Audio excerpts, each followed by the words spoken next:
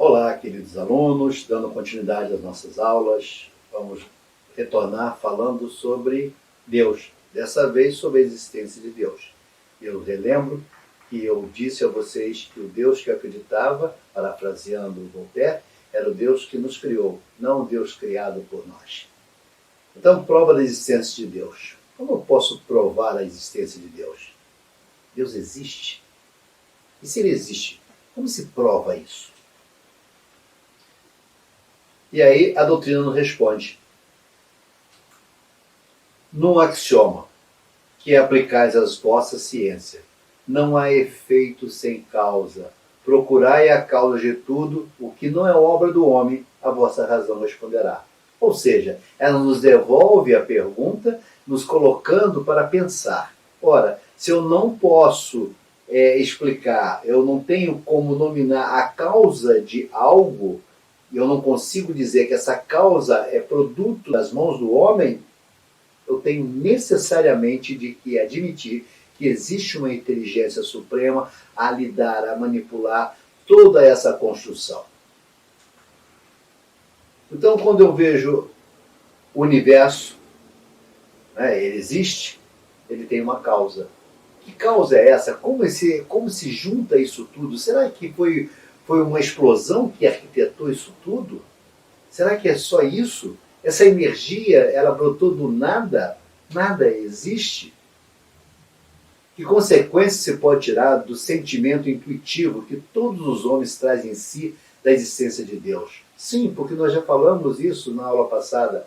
É um sentimento nato que todos nós temos. Até mesmo um ateu, graças a Deus, tem esse sentimento que existe uma inteligência superior, que existe uma inteligência muito além da dele, arquitetar, organizar todo esse universo visível e invisível, perceptível através dos nossos sentidos normais, perceptível através de nossas almas. Então ele nos responde que Deus existe, pois de onde ele viria esse sentimento, se não apoiasse em alguma coisa? É ainda uma consequência do princípio de que não há efeito sem causa. Então ele nos mostra que esse sentimento que nós temos, ele necessariamente se apoia em alguma coisa. Nós temos essa percepção. De onde vem essa percepção? Está gravado no interior do ser de cada criação, a percepção da existência do Criador. O sentimento íntimo que temos da existência de Deus não seria fruto da educação e das ideias adquiridas? É uma pergunta que nos é feita. Será que isso não foi educado? As religiões nos ensinaram a acreditar nesse Deus? Não foram a cultura que nos fez perceber a essência de Deus? E olha que ele nos responde. Se assim fosse, por que o vosso selvagem teria esse sentimento? Porque o homem, lá nos primórdios de sua criação, ainda preso em suas cavernas, tinha essa percepção da existência de uma inteligência superior a dele? Onde vem isso? É claro que isso não é um sentimento que nós vamos sendo educado ou adquirido. É uma percepção nata de todos nós. Então, André Luiz, no livro Evolução em Dois Mundos, ele nos traz uma explicação bastante razoável a respeito do que acontece com o espírito enquanto ele está ainda nos primórdios da evolução e da onde vem esse sentimento íntimo que nós temos da existência de um Criador. Desligado lentamente dos laços mais fortes que o prendiam às inteligências divinas, a lhe tutelarem o desenvolvimento para que se lhe afirme as diretrizes próprias, sente-se sozinho, esmagado pela grandeza do universo. Então, enquanto o espírito ele encarna e reencarna, mesmo ainda nos primórdios da sua consciência, ele tem esses sentimentos. Então, a ideia moral da vida começa a ocupar-lhe o crânio. O sol propicia-lhe a concepção de um Criador, oculto no ser invisível da natureza. E a noite povoa-lhe a alma de visões nebulosas e pesadelos inimaginários, dando-lhe a ideia do combate incessante em que a treva e a luz digladiam. Abraça os filhinhos com enternecimento feroz, buscando a solidariedade possível dos semelhantes na selva que o desafia. mentaliza a constituição da família e padece na defesa do lar. Os porquês ali de nascerem fragmentários no íntimo insuflam-lhe aflição e temor. Percebe que não mais pode obedecer cegamente aos impulsos da natureza ao modo dos animais que lhe comungam a paisagem, mas sim que lhe cabe agora o dever de superar-lhes os mecanismos, como quem vê o mundo em que vive a própria moradia, cuja ordem lhe requisita apoio e cooperação. Nesse momento, o espírito ainda selvagem, na condição ainda de selvagem, ele já, enquanto ele encarna e reencarna, ele tem a consciência de que ele tem um Criador. Ele não sabe, não tem as explicações que nós temos hoje, porque já avançamos muito, mas ele sabe que algo existe. Na espiritualidade ele é esclarecido, mas quando ele está encarnado, ele tem aquele sentimento de que algo existe, que ele tem um Criador, sim. Então, como se observa, esse sentimento da existência de um ser supremo, fosse apenas produto de um ensino, não seria universal. E como sucede com as noções científicas, só existiríamos que houvesse podido receber esse ensino. Ou seja, isso não é ensinado, isso brota do ser, como André Luiz nos apresenta. Isso vem desde a nossa constituição, desde a nossa formação, essa percepção de um ser supremo. Então, poderia-se encontrar nas propriedades íntimas da matéria a causa primeira da formação das coisas? E ele nos responde, os espíritos nos respondem. Mas então, qual seria a causa dessa propriedade? É preciso sempre uma causa primeira. Então, ele nos mostra que, mesmo que eu tente justificar com uma sopa piramidal, né, como alguns cientistas tentam nos informar, que assim surgiu, assim foi formada a humanidade, a Terra, né? Ela colide com essa informação. Qual foi a causa que juntou esses elementos? Qual foi a causa que fez essa mistura? O nada? O acaso? Quer dizer que átomos se colidiram para formar outros elementos do nada? E essa repetição? Como ela ocorre? Então, necessariamente faz-nos curvar e compreender que existe uma mão, que existe uma inteligência superior a conduzir todas essas transformações e que não é o acaso. E por mais que alguns cientistas insistam em dizer que tudo não passou de meras explosões, de meros encontros ao acaso, essa verdade é negada quando afirmamos que elas ocorrem com uma frequência. Átomos que se juntam para formar outros elementos, eles sempre ocorrem dessa forma. É preciso que exista uma inteligência a conduzir isso, e aí eu tenho que me curvar na existência de um ente superior a mim. Não chame do nome que quiser, mas eu tenho necessariamente de compreender que há uma força irresistível a conduzir o universo. Durante muito tempo, o átomo foi considerado a menor partícula da matéria. Hoje sabemos que não, que existem partículas subatômicas, mas até chegar à condição de que o primeiro átomo fosse formado, havia algo ali a conduzir essa condição. Então não aconteceu por acaso. Hoje nós temos aí aceleradores de partículas tentando remontar a formação, a origem do universo, né? Só que sempre fica, e o antes, e o momento antes? Onde fica? Quem propiciou essa condição necessária para que isso aconteça? Sim, porque até chegar à condição necessária para que o primeiro átomo fosse formado, são condições bastante peculiares. Então não é uma coisa assim que o homem consiga. Você vê que até hoje ele tem dificuldades em estudar isso, de chegar a esse ponto inicial. Mas mesmo que chegue a esse ponto inicial, e o antes? Sempre fica a interrogação. E aí no livro dos Espíritos, ele nos pergunta, o que pensar da opinião que atribui a formação primeira a uma combinação fortuita da matéria, ou seja, ao acaso, foi o que eu mostrei para vocês anteriormente. E olha que ele nos responde, outro absurdo. Que o homem de bom senso pode considerar o acaso como um ser inteligente e, além disso, o que é o acaso? Nada. Então ele nos devolve a nossa pergunta com uma outra pergunta, e uma pergunta bastante inteligente. O que é o acaso? E se o acaso fosse algo, ali já não existiria o acaso. Claro que são indagações de profunda sentimento filosófico, mas nos leva a refletir, nos leva a pensar. E Kardec nos fala sobre isso. A harmonia que regula as forças do universo revela combinações e propósitos determinados, e por isso mesmo denota um poder inteligente.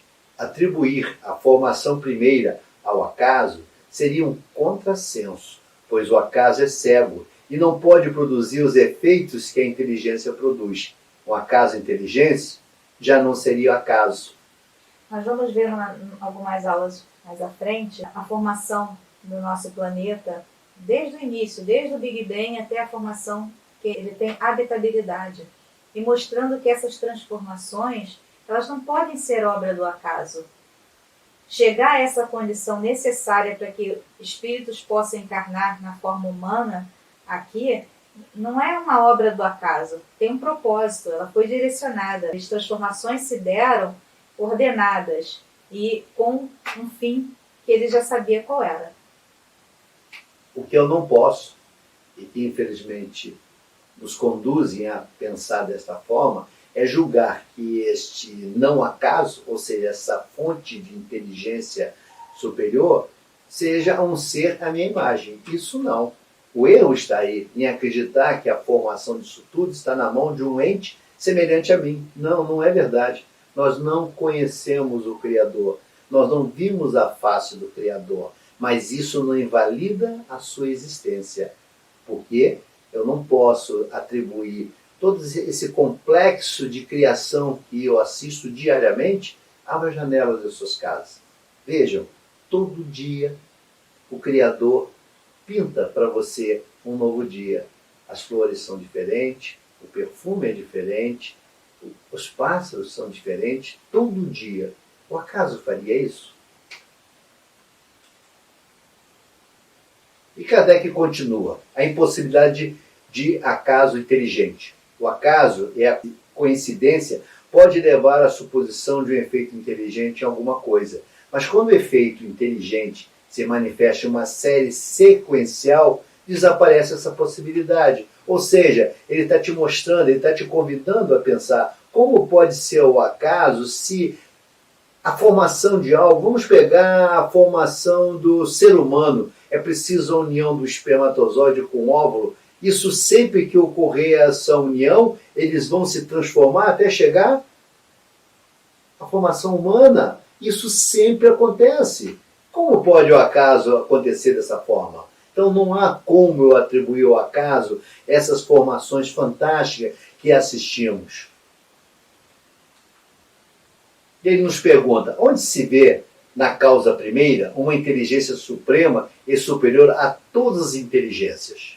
E os espíritos respondem, tendes um provérbio que diz, pela obra se conhece o autor. Pois bem, vede a obra e procurai o autor. É o orgulho que gera a incredulidade. O homem orgulhoso nada admite acima de si, e é por isso que julga um espírito forte. Pobre ser, que um sopro de Deus pode abater. Então, as provas da existência de Deus que são enumeradas no livro dos Espíritos. Primeiro, o sentimento instintivo da crença em Deus. A crença instintiva da existência de um poder sobre-humano que levou todos os povos em todos os tempos a adorar um poder supremo é uma prova da existência de Deus. Indiscutível. Aonde você viajar, mergulhe na esteira do tempo, retroagindo, e verá que todos os povos, sem exceção, cultuaram um ser superior, uma inteligência superior à sua. A lei de causa e efeito, todo efeito inteligente deriva de uma causa também inteligente. Atribuir a formação primária ao acaso é insensatez, pois que o acaso é cego. Um acaso inteligente não seria acaso. Uma outra prova da existência de Deus, a obra harmônica do universo e seus sistemas, a insuperável inteligência da estrutura total da natureza em seus mínimos detalhes, revela a existência de um poder inteligente. Pela obra se deduz a inteligência do autor. A revelação por mensageiros divinos, Jesus, Deus é o nosso Pai, os espíritos superiores, Deus é a inteligência suprema, causa primária ou primeira de todas as coisas. Então, é neles que vamos ter essa assertiva da existência de Deus, todos eles, né, em diversas épocas, nos afirmam a existência de Deus. Serei eu que vou negar essa existência? Em todas as religiões, né? Em todas as religiões, em todas as formas de se adorar.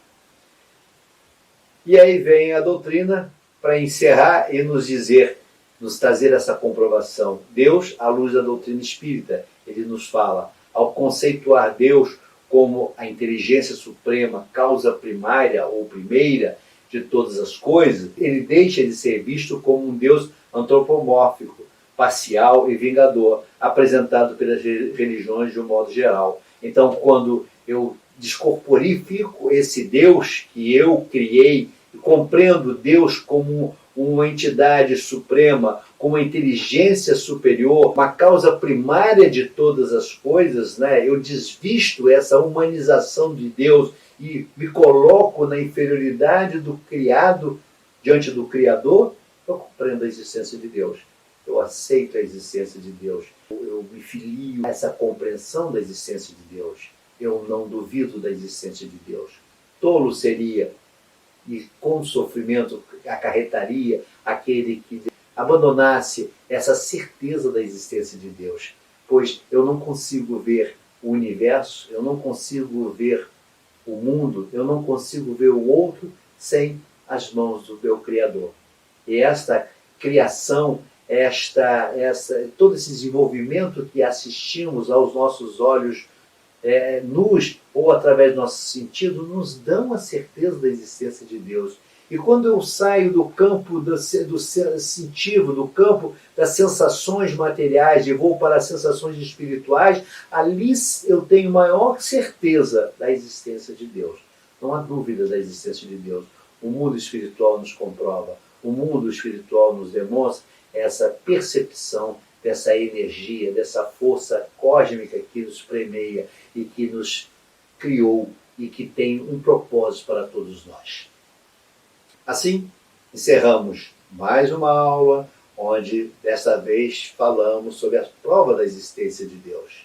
Na próxima, avançaremos um pouco mais sobre essa compreensão de Deus, para que tenhamos a certeza que não estamos sós. Existe uma mão criadora, existe um Pai Criador a governar toda a sua criação. Então, fique em paz, até a próxima aula.